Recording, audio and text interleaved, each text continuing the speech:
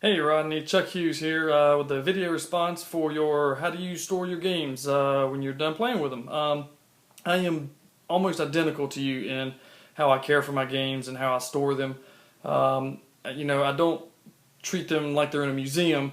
Games are made to be played, and I love getting them out and playing with my friends. And there will be wear and tear, but I try to keep them as nice as I can. Card sleeves, plastic baggies.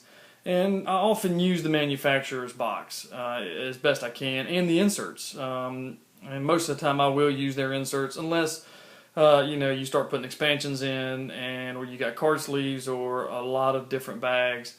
Then the insert I just toss and try and fit everything in as best I can.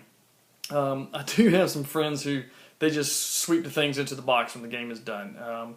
We'll play Agricola, and you've got all the different pieces, the food and everything else. And when the game is done, they'll just wipe the entire table, and I cringe. I'm like, oh, put it back in where it goes. Put it back in the plastic baggies. It makes it so much easier later. But you know what? Everybody's got their own way of doing it, and that's great.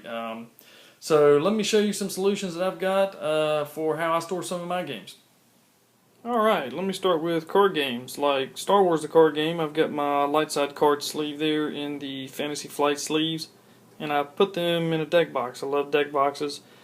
They're great for, keeping your cards nice. You can throw them in a bag and you don't have to worry about the cards getting torn up even if they are in sleeves, and the deck boxes are cheap. So speaking of sleeves, I also love to use the Ultra Pro.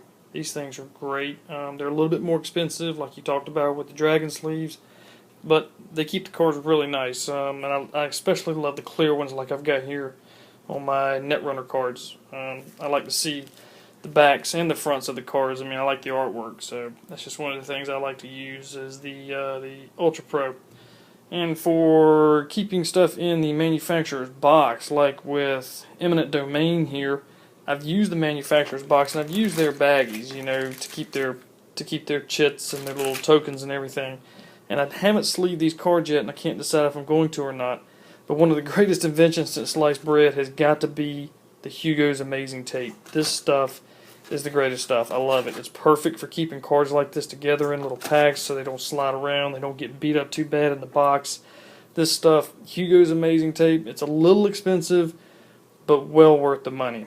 And then also here for the Agricola two-player version, manufacturer's baggies that came with the game, but I also like to use my own Ziploc bags. I often do that with a lot of my stuff. And I keep most everything in the manufacturer's box, but in one case that I didn't do that was with the Star Wars X-Wing miniatures game, and I used this Plano box, and this thing is magnificent. I love it. In the top, you've got all these slots, which are customizable for size, for all the little chits and the cardboard tokens and the dice and everything else. As you can see, I've got everything stored nicely there in little separate compartments. And then the bottom is where I keep all of my ships.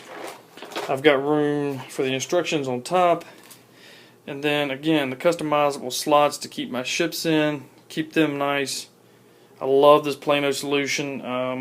I saw somebody on The Geek who had done this, and I bought this really cheap on Amazon. So this is an awesome solution for this particular game.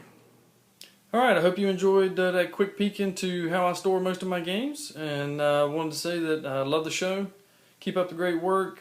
Table Talk is awesome. I hope you continue this, and looking forward to your next video playthrough series. Take care.